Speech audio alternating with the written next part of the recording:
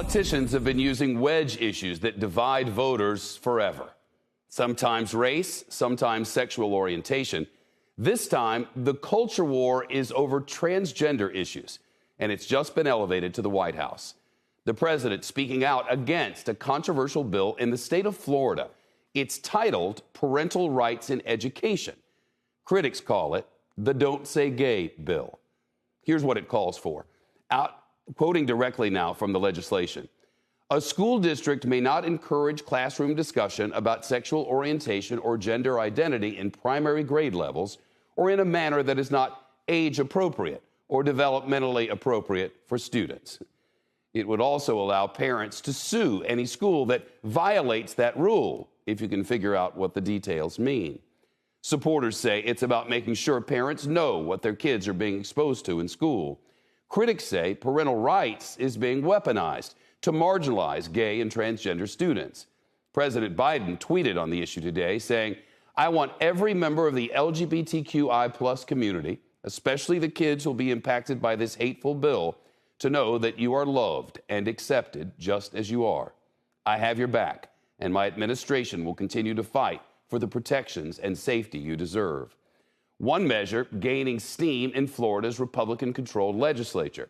It passed a Florida Senate committee just yesterday, and the governor is weighing in. CNBC's Rahel Solomon on the fight. To get into situations where you're not having the parent, you're hiding things from the parent, you're injecting these concepts about choosing your gender, that is just inappropriate for our schools. Florida Governor Ron DeSantis publicly supporting the bill for the first time, saying some schools have hidden classroom lessons from parents. Parents have a parent role, and it's being ignored.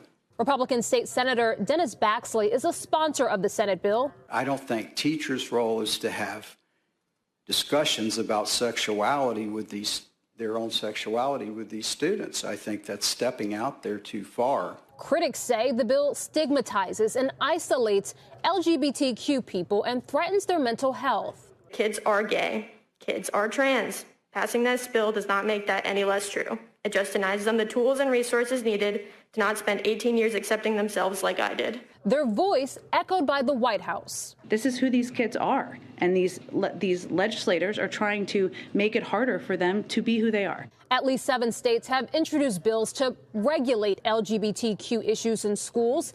In Tennessee, one bill would ban textbooks that, quote, promote, normalize, or support LGBTQ issues. In Oklahoma, a bill would remove LGBTQ books. And in Arizona, parents would be required to sign off on their child joining any club involving gender identity or sexuality.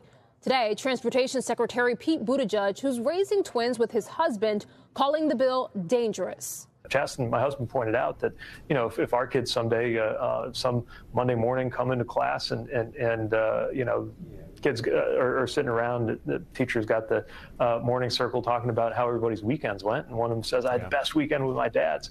Is a teacher supposed to say, no, we don't talk about that here? Now, Florida's bill must still go through other committees before a full vote is taken. Governor DeSantis showed support, but stopped short of saying he'd sign it if it gets to his desk. But if it does become law, it will go into effect July 1st.